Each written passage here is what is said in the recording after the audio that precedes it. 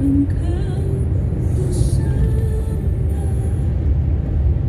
Kau yang terindah, pulihkanku dengan darah-Mu. Engkau kusembah, Bapa mulia, seumur hidupku ku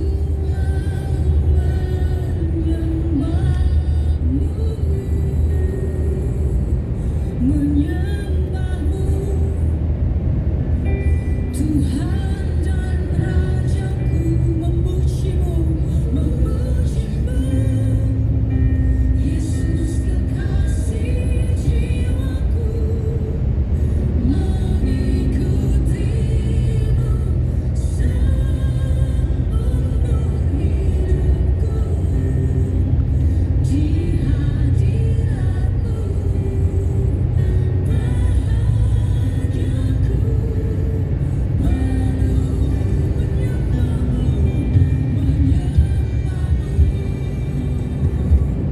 Tuhan dan Rajaku, memuji-Mu, Yesus kekasih jiwaku,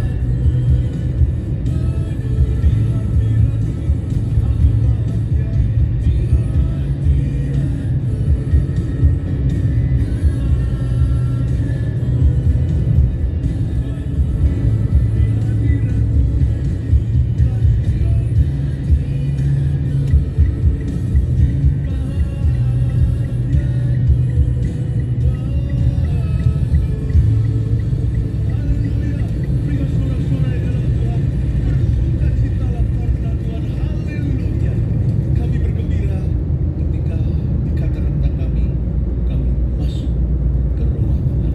Di sini kami memperoleh janji-Mu. Di sini roh kami disegarkan, mental kami disembuhkan, fisik kami pun ya Tuhan disembuhkan Tuhan. Kami percaya di hadirat Tuhan ada semua yang kami butuhkan. Ajari kami untuk berjalan dalam tuntunan-Mu setiap hari. Berikan mata yang peka, ya Tuhan Yesus, untuk melihat perkara-perkara alam, telinga yang dengar-dengaran dengan suara Tuhan, dan hati yang jernih, bersih, mengambil keputusan yang akan menguntungkan kerajaan Tuhan. Segala keputusan hidup yang mendatangkan kebaikan. Kami mau mengenal kehendak-Mu yang sempurna. Pakai hamba-Mu untuk membawa iman setiap pendengarnya maju. Berkati your congregation ya Tuhan, murid-murid-Mu di gereja ini. Tuhan Yesus yang melawat mereka. Sembunyikan hamba-Mu di balik salib Yesus. Dalam nama Yesus Kristus kami berdoa. Amin. Shalom semua. Haleluya. Bukan hanya di sini, tapi juga yang di overflow semuanya sudah penuh di ruang-ruang tambahan. Belum lagi yang streaming. Welcome home to you all. Selamat datang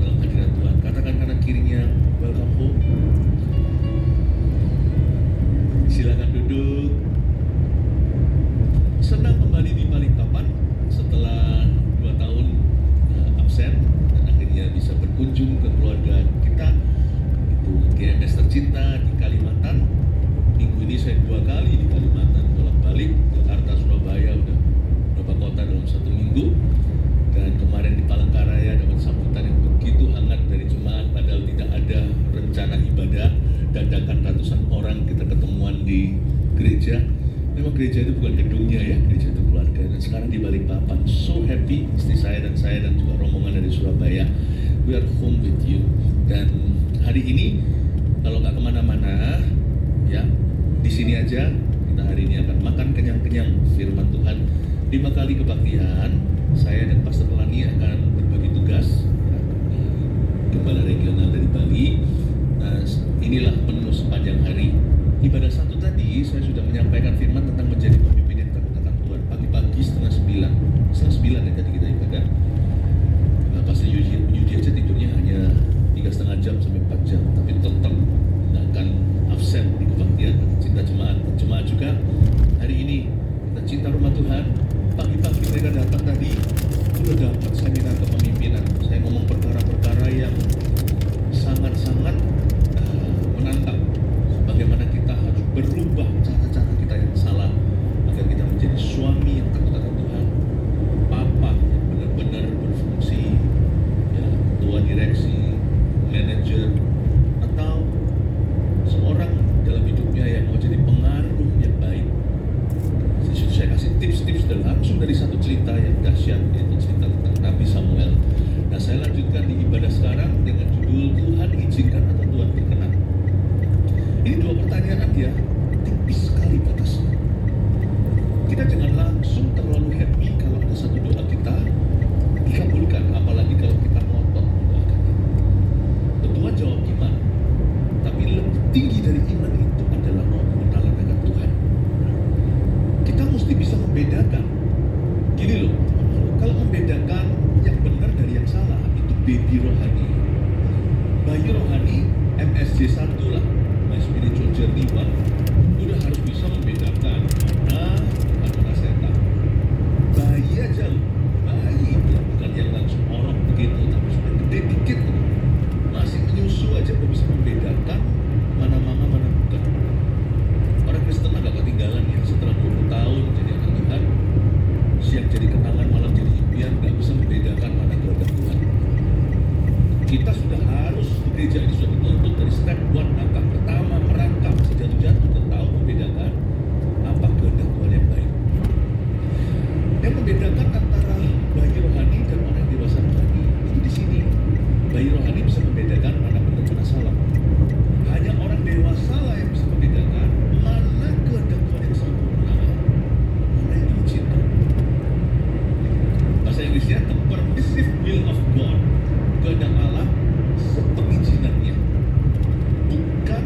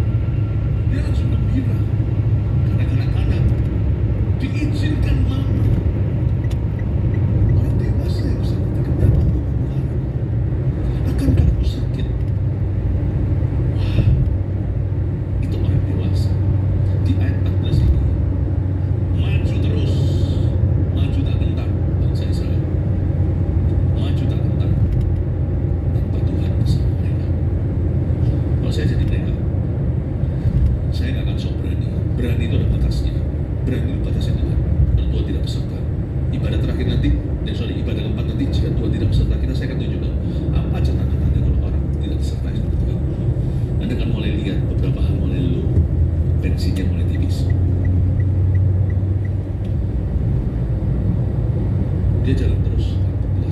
Menurut saya harusnya cancel deh. Tapi dia terus ya. Coba Anda lihat ya, Tuhan izinkan ini satu dunia tersendiri. Bukan Tuhan mencelakakan mereka, Tuhan itu nggak begini ya. Tuhan bilang iya, lalu habis itu di terakhirnya Tuhan hukum mereka atau habisin mereka, bukan. Tapi kalau Tuhan itu tidak bilang iya dengan mantap di depan, nanti ujungnya itu nggak usah Tuhan hukum. Anda akan masuk sekali, kita akan masuk ke lubang sendiri tanpa ditolong siapa-siapa, tanpa didorong siapa-siapa. Apapun yang tidak ada Tuhan itu tidak ada terang. Tidak ada terang itu selalu dalam gelap, dan apapun yang gelap atau remang di situ kau dan aku akan tersandung. Kita tidak tahu apa yang menyandung kita. Jadi kita harus tahu diri. Kalau Tuhan mengizinkan namun Tuhan tidak berkenan atasnya, janganlah kita teruskan. Nah, ayat 14 ini sebuah kesalahan, makanya muncul ayat 15. Tapi jika kamu tidak mendengar firman Tuhan dan kamu menentang titah Tuhan, kata Samuel teruskan, maka tangan Tuhan akan melawan kamu dan melawan rajamu. Sekarang tinggallah berdiri dan lihatlah perkara yang besar yang akan dilakukan Tuhan di depan matamu ini. Ada suatu perkara besar.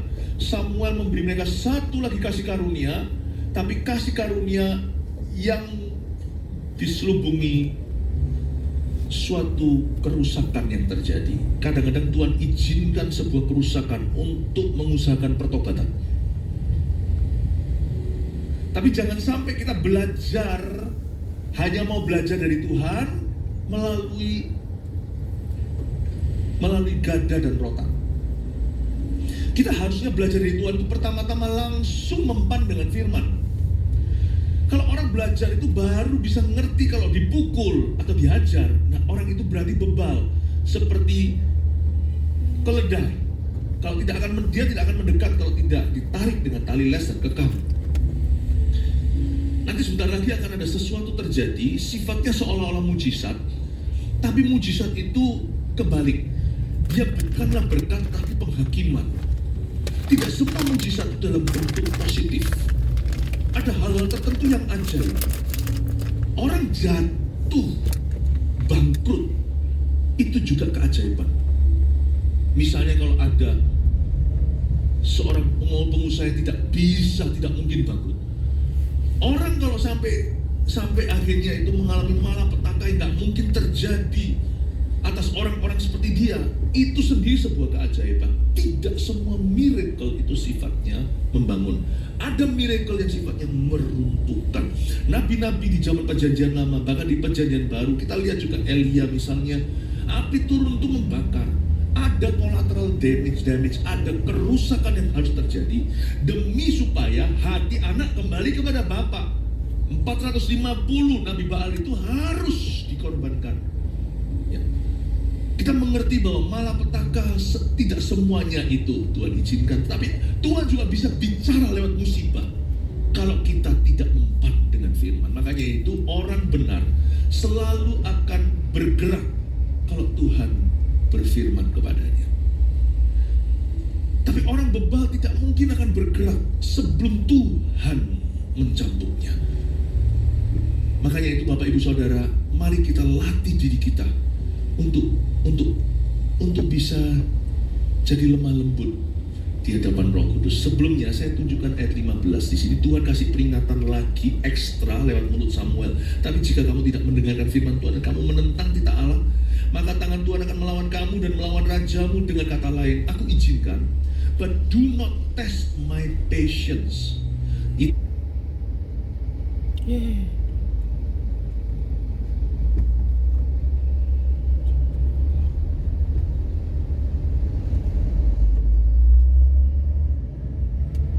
Itulah kira-kira kalimat yang keluar dari mulut Samuel. Tuhan mengizinkan, tapi jangan sekali-kali kau coba dia. Jangan pernah kau uji kesabarannya. Tuhan kita adalah Allah yang panjang sabar. Tapi jangan coba kau temukan batas kesabarannya. Sebab orang yang menguji dia tidak akan lulus ujian. Orang yang mencoba Tuhan akan justru jatuh dalam pencobaan setan. Do not test your God. Samuel lagi berbicara begitu. Sekarang ayat 16, tinggallah berdiri, mereka disuruh berdiri. Lihatlah perkara besar yang akan dilakukan Tuhan di depan matamu, itu ayat 17. Bukankah sekarang musim menuai gandum? Tuh, perhatikan ya, musim menuai gandum. Bagi bangsa Israel, musim menuai itu Langsung aja ini kan ya, Pak. musim menuai itu di bulan-bulan tertentu. Yang penting jangan pindah Hujan dari sana. awal biasanya Ini ya, terjadi di bulan masih- Oktober, hujan akhir di bulan Maret. Itulah zaman itu. Tapi sekarang di zaman modern udah berubah semua. Sampai sekarang misalnya di Surabaya, di Jakarta masih hujan padahal ini sudah April. Nanti malah justru panas-panasnya. Sekarang itu dunia itu terbolak-balik, global warming segala. Tapi zaman dulu itu lebih tetap. Jadi yang pasti, yang namanya setelah hujan akhir bulan Maret itu Josh, gitu ya, terjadi curah hujan yang keras-kerasnya. Nanti di bulan-bulan April seperti ini, Mei apalagi itu mulai menuai. Jadi di bulan-bulan April, Mei, Juni seharusnya tidak ada hujan antara Maret dan Oktober itu misalnya. Tapi kering-keringnya itu luar biasa seperti California, di Los Angeles itu di Amerika. Itu kering banget, lain dengan tempat dulu saya sekolah di Vancouver, Kanada, dekat Seattle, itu kota hujan, rintik-rintik terus hujan tuh gak berhenti sepanjang hari, kalau bisa sepanjang minggu. Di California sampai kekurangan air, tolong jangan cuci mobil, atau gak usah siram itu rumput, mendingan rumputnya yang gersang daripada manusia tenggorokannya yang kering kerontang. Tiba-tiba di tengah-tengah tidak ada hujan, bukan rintik-rintik, itu kebetulan. Samuel berkata, aku akan tunjukkan kamu, aku akan minta Tuhan hujani panenmu. Ini kabar baik kan, panen dihujani. Jangan. Hujan itu sebelum panen. Kalau panen dihujani, rusak tuh buat panennya. Jadi Samuel mengorbankan panen tahunan itu sebagai langkah terakhir menyadarkan bangsa Israel, berkat yang segera kau terima itu hanya sepengizinannya, itu bukan kehendaknya. Dirusak tuh panen supaya hatinya bertobat. Samuel berdoa, turunlah hujan. Coba lihat ayat 17. Bukankah sekarang musim menuai gandum? Aku akan berseru pada Tuhan supaya ia memberikan guru dan hujan. Bukan hanya hujan, guru. Itu hujannya yang seperti air bah itu, yang tiba-tiba banjir dari langit. Jos, deras sekali, luar biasa. Gak pernah terjadi kayak gitu di California. Lihatlah dan sadarlah bahwa besar kejahatan yang telah kamu lakukan itu di mata Tuhan dengan meminta raja bagimu. Bulan itu saya tidak tahu itu bulan apa, April, Mei, Juni kah, Agustus kah, pokoknya belum ke Oktober. Hujan awal lagi ketika mereka menabur benih, hujan akhir bulan Maret sebelum mereka panen bulan depan. Tengah-tengah di antaranya paling kering-keringnya terjadi.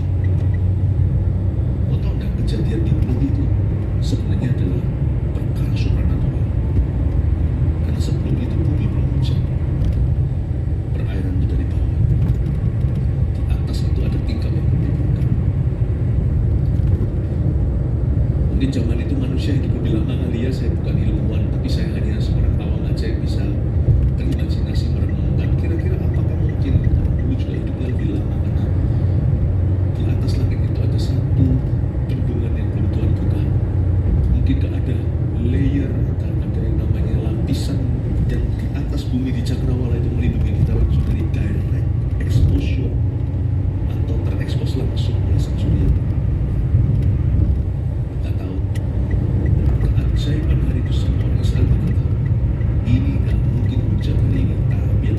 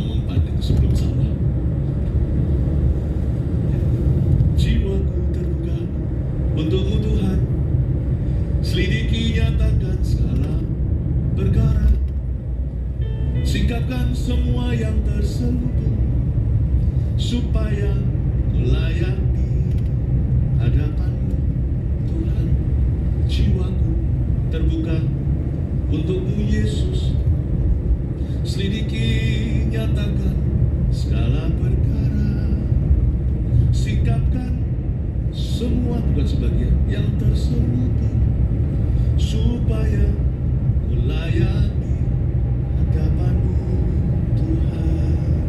Sebelum kita salah, karena hati sekali bengkok dan susah diluruskan lagi. Karena itu saya jaga hati itu dengan segala waspada. Arti kata dengan segala waspada adalah sebelum salah. Sebab sekali salah, kau dan aku sudah tidak bisa jaga hati lagi. Hati sudah di luar kendali.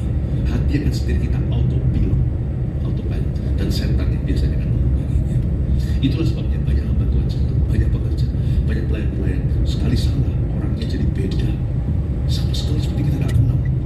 Sama sekali seperti tidak pernah kenal kita, atau sama sekali bahkan tidak pernah kenal Tuhan. Hati dia bahaya. Segala waspada itu lebih baik kita mencegah daripada mengobati hati. Karena hati sekali sakit, Tuhan pun kita tak mau. Firman yang saya sampaikan begini-begini dalam gereja adalah firman untuk pengembalaan. Jadi firman seperti ini kadang-kadang tongkat, kadang-kadang gada. Saya mau menjaga seperti itu. Justru makanan-makanan seperti brokoli atau makanan-makanan sayur yang enak itu justru yang menyehatkan, membuat orang umur panjang. Firman-firman seperti ini juga perlu untuk bisa selalu selang-seling. Seperti kemarin Jumat Agung saya sampaikan di Perjanjian Baru tentang Yesus menyembuhkan, mujizat Tuhan, berkat Tuhan. Tapi hari ini saya memberikan peringatan supaya kita jalan tetap di jalur yang tepat. Jangan sampai kita keluar menyimpang kiri kanan, karena di depan kita ada kanak-kanakan. Tuhan itu bukan tukang kasih musibah, tapi saya mau tunjukkan kepada Anda, Tuhan itu juga bicara lewat tanda-tanda kehidupan. Kalau suaranya sudah tidak lagi membuat di hati kita, makanya kalau kita mau mendengar suara Tuhan itu terbaik adalah lewat firman. Baik itu saat pribadi, saat bersama, ataupun waktu kita lagi di gereja. Beda fungsinya firman yang kau dapatkan di kamar tidurmu atau ruang doamu pribadi, dan juga yang dapat didapatkan di gereja. Kita berkumpul sama-sama seperti ini, kita di-charge barengan lewat firman. Tuhan juga bisa bicara lewat pengalaman hidup kita, dan Tuhan juga bisa bicara lewat orang-orang di sekeliling kita. Makanya kelilingi dirimu dengan orang-orang yang sama-sama bertumbuh. Besi menajam besi, jangan manusia saling menyesatkan. Tuhan bisa berfirman pada orang-orang di tempat dugem dunia gelap. Tapi kalau sampai Tuhan sudah berfirman sampai sana, berarti belum ketemu Tuhan. Tapi firman Tuhan itu kaya diperdengarkan, didengungkan, dan direnungkan di antara umat Tuhan. Makanya itu, duduklah jangan dengan pencemooh, jangan berdiri di jalan orang berdosa, tapi jadilah orang yang merenungkan firman itu siang dan malam, dan duduklah bersama dengan orang-orang yang merenungkan firman seperti di gereja ini. Saya mau anak-anak saya bertumbuh di kalangan orang-orang, di kalangan umat yang merenungkan firman. Karena firman Tuhan bukan sekali-kali atau hanyalah last minute atau sudah sifatnya darurat, emergency. Kalau di dugem tadi ada si cerita, ada seorang jemaat dengan dulu dia di tempat gemerlap, dia dapat penglihatan waktu lagi narkoba. Dia lihat saya, lalu habis itu dia ke gereja. Saya nggak ada di situ ya, saya nggak pernah ke sana. Itu penglihatan, saya nggak ke situ. Saya di gereja, dia lihat saya di gereja, dia lagi dugem. Dan itu lagi malam ibadahnya, dia di sana mobat. Dapat lihat kalau Tuhan bisa pakai Petrus kepada Cornelius, Tuhan juga bisa pakai orang biasa seperti kami. Akhirnya dia datang ke gereja, saya kasih altar call, orang itu maju. Bukan hari itu, minggu depannya. Tapi yang kayak gitu itu berarti gawat darurat. Sedangkan di sini tiap hari, tiap saat orang-orang saling sharing firman. Firman Tuhan itu kaya, dinyanyikan, dibagikan. Jangan di sana cari firman. Makanya setan nggak mau ada ke gereja, karena di situ setan berfirman. Ada cerita-cerita dahsyat seperti itu, Tuhan berfirman karena Tuhan daulat. Tapi di sini sudah jadi ekspektasi. Tiap waktu, tiap hari, tiap CG, tiap ibadah, Tuhan berfirman terus. Saya mau anak saya berada di lingkungan itu, bukan di lingkungan situ. Tangkap ini ya. Tuhan bisa bicara pasti selalu lewat firman, dan Tuhan juga bisa pakai orang-orang sekeliling kita. Tuhan juga bisa pakai pengalaman ini. Terakhir Tuhan bicara lewat musibah. Kalau sudah sampai sini itu sudah benar-benar pakai tali les dekat. Udah menjadi bagal atau prodelia, itu sudah pakai cara begitu. Masa Tuhan itu kalau pakai hukuman baru mempan? Masa baru mempan? Jangan sampai kita begitu. Saya sebagai gembala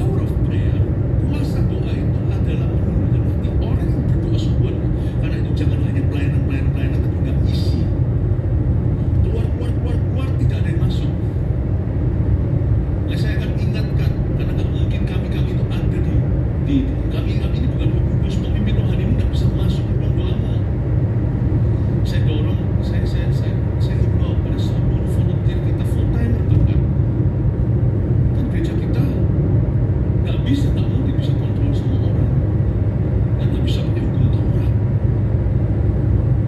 Kalau Anda nggak berdoa, yang nggak ada yang tahu, atau doa meraup kelihatan tapi tidur. Kalau hati kita itu kalau kita itu pelayanan terus, tapi kita sudah tidak bangun hidup doa kita dengan benar,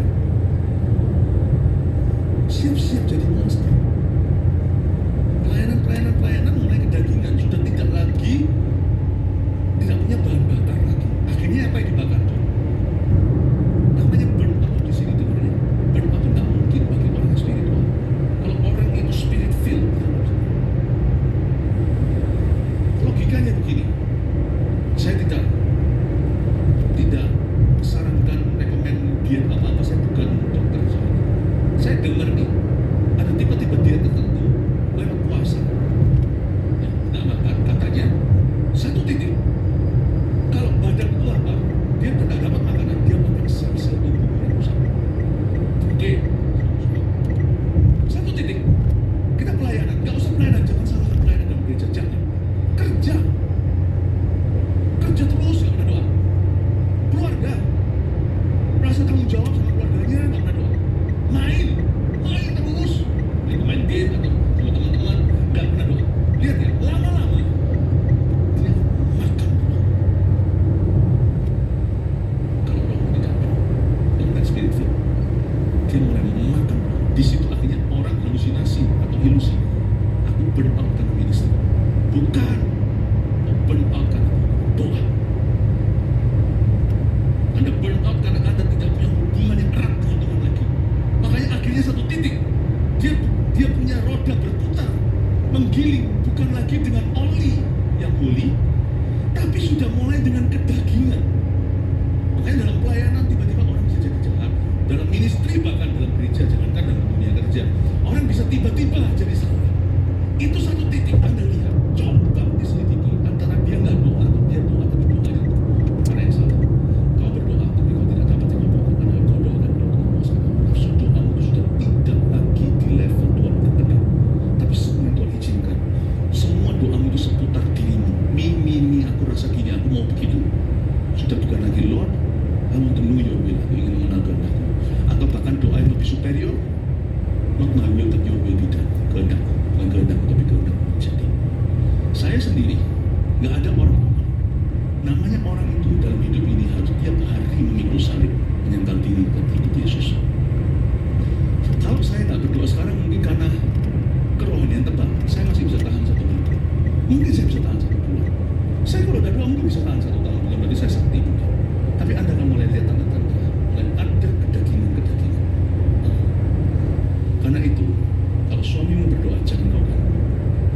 Kecuali kalau dia doa aja tidak mau kerja. Nah, ganggulah dia, kasih Tesalonika, lu nggak kerja, nggak usah makan. Berdoa dan berusaha, itu firman di Tesalonika. Usia kerja, masih gagah perkasa, suruh istri yang cari uang, cari nafkah. Tobat laki-laki yang seperti itu, kalau mau jadi stay home dad not supposed to stay home. Saya kasih bahasa Chinese. Laki itu nan. Bahasa Chinese saja, rahmat Tuhan. Tulisan itu bakal bukan firman, tapi bisa diinspirasi entah siapa dulu yang menciptakan membuat bahasa itu. Dari karakter gambar sawah, Tian, atasnya bawahnya tuli. Laki sinonim sama dengan mencangkul sawah, mengerjakan ladangnya. Jangan sebut dirimu laki kalau tidak bekerja. Jangan kau kira kita bisa burn out karena apa? Karena satu titik aktivitas mulai menggerogoti roh ompong tidak berisi. Itulah sebabnya kalau istri Anda berdoa, biarkan dia. Kecuali kalau Anda mau melihat istri menjadi monster. Saya kalau nggak doa,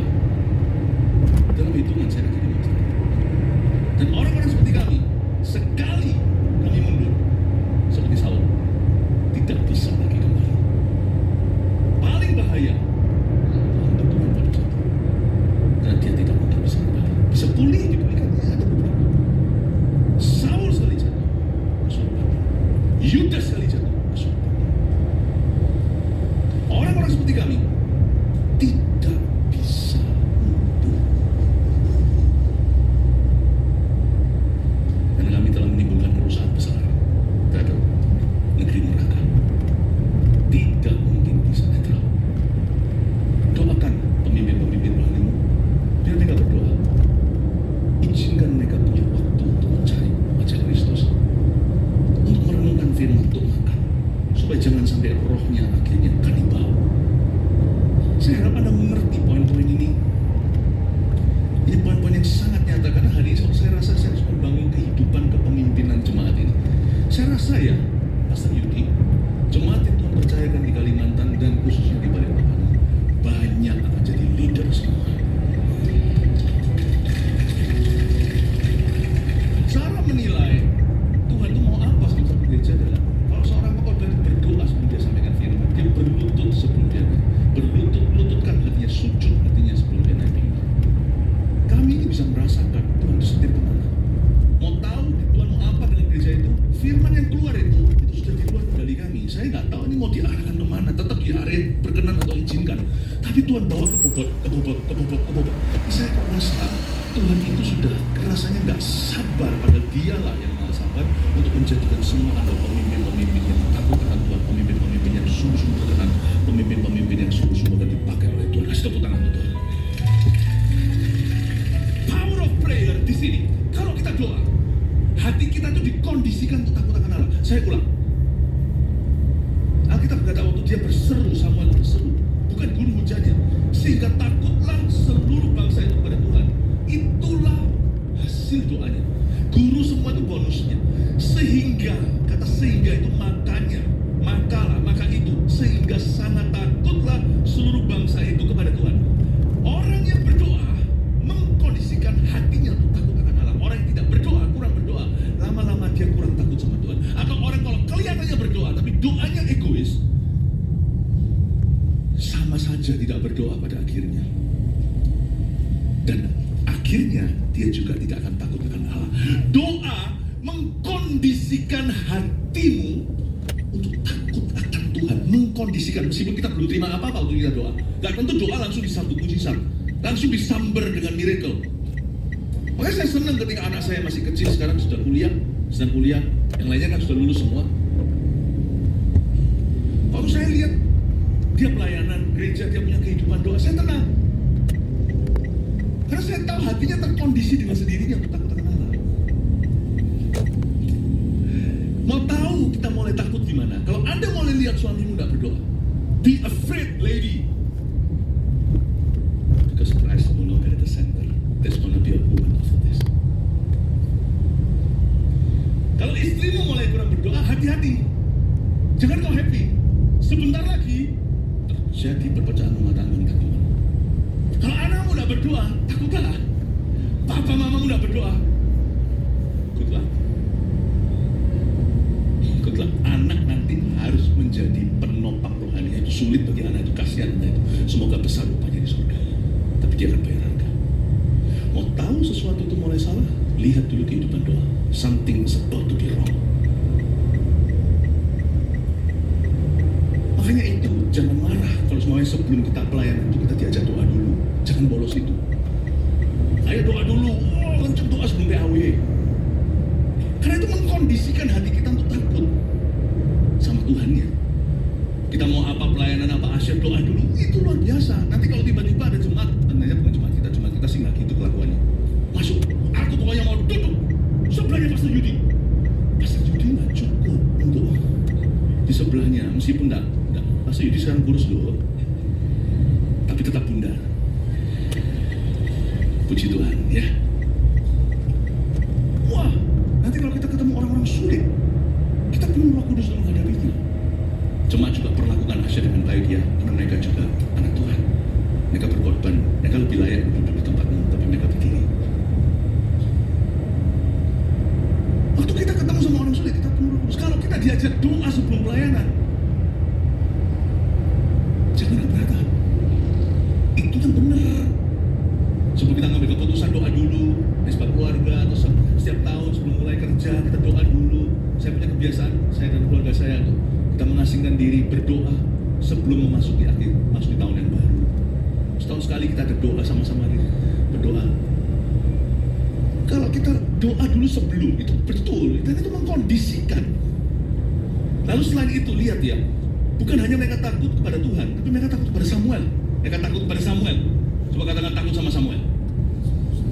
Sama Pak Samuel, kita semuanya takut.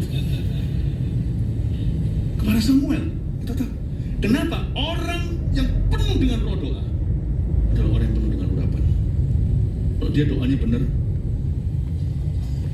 a man of prayer is to be feared, is to be revered. A man of prayer is to be revered. Orang yang hidup doanya itu mantap dengan Tuhan, orang itu patut ditakuti. Saya sebenarnya punya satu cerita konyol. Saya ada ketemuan dengan seseorang, urusannya lain. Urusan apa tuh? Long time ago, yang lalu, waktu saya masih di office lama. Lalu habis itu orang duduk di depan saya itu, lalu gemeter dia. Itu dia punya tuh meja itu sampai saya bilang ada apa? Saya pada ngomong sesuatu yang lain, itu urusan apa gitu loh, bukan urusan rohani, bukan konseling dia, bukan. Saya mau ngomong sesuatu ini gini. Minta tolong sama dia. Lalu habis itu saya tanya, kenapa kamu gemeter? Kamu oke? Nggak apa-apa? Dalam hati Parkinson atau apa? Masih muda kok? Enggak. Kok Philip, saya takut kalau ketemu Koko nanti saya akan ketahuan semua dosanya. Namanya ketahuan. Jadi saya juga bingung apakah saya diurapi atau karena asumsi dia. Saya nggak tahu. Pokoknya puji Tuhan. Wah, saya bilang, mama memang ada dosa apa? Lalu dia cerita semuanya. Oke, akhirnya nggak jadi urusan itu. Saya doain dan layani dia dulu. Sampai gemeter. Itu meja sampai dipegang meja. Dalam hati saya bilang, kalau kamu nggak gitu juga nggak tentu, saya tahu. Saya pelajari sesuatu ya. When I'm full of prayer, power. Saya nggak bisa jelaskan.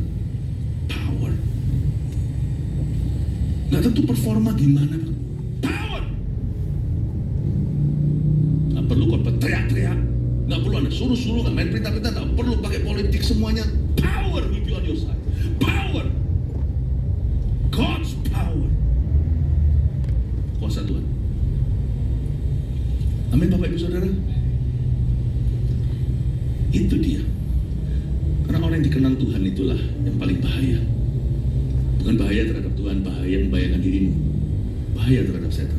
Kita lihat ayat 19. Berkatalah seluruh bangsa itu pada Samuel, berdoalah untuk hamba-hambamu ini kepada Tuhan Allahmu, supaya jangan kami mati. Sebab dengan meminta raja bagi kami menambah dosa kami dengan kejahatan ini. Mereka gemeter di depan Samuel. Gemeter. Dan berkatalah Samuel kepada bangsa itu. Samuel itu loh, lihat. Orang yang penuh dengan roh doa tidak akan mengintimidasi, tapi dia selalu menenangkan. Jangan takut. Urapannya dahsyat, tapi kasih adalah sifat. Jangan takut. Memang kamu telah melakukan segala kejahatan ini, tapi janganlah berhenti mengikuti Tuhan. Memang kamu sempat salah, kamu sudah salah, tapi please jangan berhenti mengikuti Tuhan sekalipun kamu pernah salah, sekalipun kamu sudah salah. Sekarang kamu tidak perlu salah lagi. Meskipun dalam kesalahanmu, bingung nggak? Di luar nikah hubungan, lalu habis itu ada baby di kandungan, hamil di luar nikah. Ya kamu salah, tapi sekarang dengan menggugurkan bayi itu lebih salah, membunuh. Ya sudah, sekarang jadilah orang benar dalam kesalahanmu. Oke, pertanyaannya, apa yang harus kau lakukan? Nasi udah jadi bubur, ini udah hamil di luar nikah. Let's sit down and talk. Mari kita duduk dan bicara. Apa solusi terbaik dalam skenario terburuk ini? Itu maksudnya, jangan takut. Memang kamu telah melakukan segala kejahatan ini. Jangan sungkan jadi hamba Tuhan. Kalau kita beritahu anak sendiri, salah ya salah, jangan dibungkus. Ya tapi papa ngerti kamu gini, enggak usah pakai papa ngerti. Salah adalah salah. So Tuhan suruh kita hidup dalam kebenaran, artinya kita harus jujur. Bilang hitam, hitam, putih, putih, merah, merah. Jangan merah muda, abu-abu, apa adanya. Samuel tidak kasih bumbu, dia bilang salah, salah. Dia bilang salah. Tapi ada tapinya. Di sini seorang yang takut akan Tuhan, seorang yang dikenal Tuhan, kehendak Tuhan itu selalu ajari kita cari solusi berikutnya. Tapi janganlah berhenti ngikuti Tuhan ya. Ini bukan alasan kamu quit, melainkan beribadalah kepada Tuhan dengan segenap hatimu. Ayat 20 ini powerful untuk kita yang pernah salah, bahkan untuk kita yang akan salah. Jangan salah kalau bisa. Tapi kalau kita sempat salah, Ini firman Allah untuk kita, untuk menghibur kita. Ayat 20 itu bunyinya kurang lebih gini. Hei, kata Samuel, Tuhan sebenarnya bicara sama Israel. Kamu salah kan? Ya sudah, kalau hatimu sekarang benar, aku masih bisa menjadikan bejana-bejana ini, bejana yang pecah ini, menjadi sesuatu bejana baru. Kamu salah memang, tapi kalau hatimu sekarang mau benar, aku masih bisa memakai kesalahan ini, bahkan dosamu. Hati-hati kalau saya ngomong gini, bukan berarti surat izin berdosa ya, ayo kita berdosa, toh Tuhan bisa pulihkan kita. Salah. Tapi ini bagi orang yang terlanjur dan mau give up, mau menyerah, dengarkan firman Tuhan. Tuhan ngomong gini lewat mulut Samuel di ayat 20. Kalau hatimu benar hari ini, aku masih bisa memakai kesalahanmu, bahkan dosamu, dan membuatnya menjadi sesuatu. Aku masih bisa memakai kesalahan, bahkan dosamu, dan menjadikannya sesuatu yang indah. Saya dengar ini, saya terharu. Satu, Tuhan kita. Dua, saya lihat Samuel itu teladan. Lihat, orang kalau bicara sama Samuel selalu ada jalan keluar. Bulu patah terkulai tidak akan dipatahkan, sumbu dan nyalanya tidak akan dipadamkan. Orang itu kalau penuh dengan Tuhan, kita datangi. Lain kalau kita datang dengan orang fasik. Kalau kita datang dengan orang benar yang takut akan Tuhan, orang yang penuh dengan Tuhan, kita datang itu pasti akan diarahkan ke suatu masa depan. Masih ada harapan jikalau belum penuh pengharapan. Ketemu sama Samuel, satu terharu karena Tuhan. Saya juga terharu karena Samuel. Saya belajar sesuatu dari beliau. Selalu ada solusi ngomong sama orang ini. Selalu ada solusi. Dan dia tidak pernah basa-basi. Buktinya dia bilang salah ya salah. Ya memang kamu salah. Tapi di situ solusi. Ketemu sama orang gini selalu ketemu jalan Tuhan. Makanya orang-orang Kristen zaman dulu itu penuh Roh Kudus demikian rupa di Perjanjian Baru. Gereja mula-mula. Sampai-sampai sebelum kita disebut sebagai Kristen di Antioquia, dulu orang Kristen itu disebut the way. Sang jalan. Kamu kalau nggak ada jalan, datang sama orang Kristen itu. Orang Kristen terdekat itu tetanggamu. Selalu kalau kamu didoakan, kamu dapat nasihatnya. Selalu kamu bisa lihat jalan di depan. Begini. Itulah orang Kristen sejati. Dan inilah hamba Tuhan sejati. Ngomong sama dia, tidak mungkin Anda dibalut-balut. Tapi ngomong sama dia, selalu akan ketemu solusi. Semoga Anda semua menjadi agen-agen Tuhan kayak begini. Orang Kristen harus begini, bukan jadi batu sandungan. Janganlah menyimpang untuk mengejar dewa kesia-siaan, kata Samuel, yang tidak berguna dan tidak dapat menolong karena semuanya itu adalah kesia-siaan belaka. Dipastikan mereka tidak nyembah berhala. Coba katakan dewa kesia-siaan. Sekarang kalau kita nggak, sebagai orang Kristen kita tidak menyembah berhala. Tapi masih ada satu berhala yang cukup umum di dunia ini, Kristen atau bukan. Namanya dewa kesia-siaan. Ini idol. Dewa kesia-siaan ini adalah sebuah berhala yang kita semua punya. Sukanya sia-siakan hidup, terserah untuk apa. Sebab Tuhan tidak akan membuang umatnya, ayat 22. Sebab namanya yang besar. Bukankah Tuhan telah berkenan untuk membuat kamu menjadi umatnya? Ayat 22 ini juga membuat saya terharu. Samuel berkata begini untuk menguatkan hati mereka. Untuk kedua kalinya dia mengucapkan pengharapan. Sebab Tuhan tidak akan membuang umatnya. Sekalipun kamu minta raja membuat hatinya berduka, sekalipun demikian Tuhan tidak akan buang kalian, sebab oleh karena dan oleh sebab namanya. Coba saya refresh ya pakai bahasa saya. Sebab Tuhan tidak akan membuang kamu sebab namanya yang besar. Itu kira-kira bunyinya begini. One wrong turn will not wipe you off of God's man. Satu belokan yang salah, sekalipun kau sengaja, tidak akan menghapuskanmu dari peta rencana. Hati itu rasa kayak seperti disiram air dingin. Apalagi orang seperti saya yang perfeksionis. Orang perfeksionis bukan orang perfect, malah justru sebaliknya. Orang perfeksionis itu yang kudu mau semuanya sempurna. Kalau ada satu hal yang salah, dia akan hukum dirinya. Saya itu orang kayak gitu zaman dulu. Sekarang itu saya ngerti anugerah. Untuk saya bisa menerima kalimat ini susah karena personality kepribadian saya. Saya dulu waktu kecil, mungkin karena persaingan di sekolah. Kalau saya nggak juara satu itu, saya rasa seperti orang yang sudah gagal total. Jadi saya ngerti sekarang misalnya di Jepang, di mana ada orang nggak juara satu. Dulu di Singapura ada banyak sekali yang namanya siswa-siswa yang stres, teman-teman saya. Kalau nggak juara satu, kalau nggak dapat A, Lain cerita dengan gini, ya Pastor Philip, preach it, khotbahkan. Soalnya di sini malas, ada juga beberapa yang malas gitu ya. Ya itu loh, mama semoga dengar. Loh sana bisa dapat A, kenapa dapat B? Jangan pakai kata-kata seperti ini untuk memberi alasan. Tapi ada orang tertentu yang push himself too far, yang mendorong dirinya terlalu jauh. Kalau ada di sini tipe orang yang beralasan, jangan pakai ayat ini. Tapi kalau ada orang yang selalu menghukum dirinya, pakai ayat ini. Saya tipe begitu, jadi saya ngerti. Anak-anak muda yang stres, umur masih 16 tapi sudah stres, sudah depresi. Karena dia hukum dirinya, dia tuduh diri. Padahal dapat B. Saya dulu kalau nggak juara 1, saya dapat juara 2. Aduh, saya rasanya sudah mau mati. Nah, ayat ini untuk saya bisa terima, susah. One wrong turn, Philip. Satu belokan yang salah, satu kegagalan tidak akan bisa mampu menghapuskan dari peta kasih karunia. Mari kita berdosa, betul? Bukan. Mari kita berbangga, berbesar hati untuk mencoba lagi. Berarti Tuhan tidak pernah menyerah atas kita yang percaya, katakan amin. Kasih tepuk tangan Tuhan. Ini ayat luar biasa loh. So Tuhan tidak akan membuang umatnya.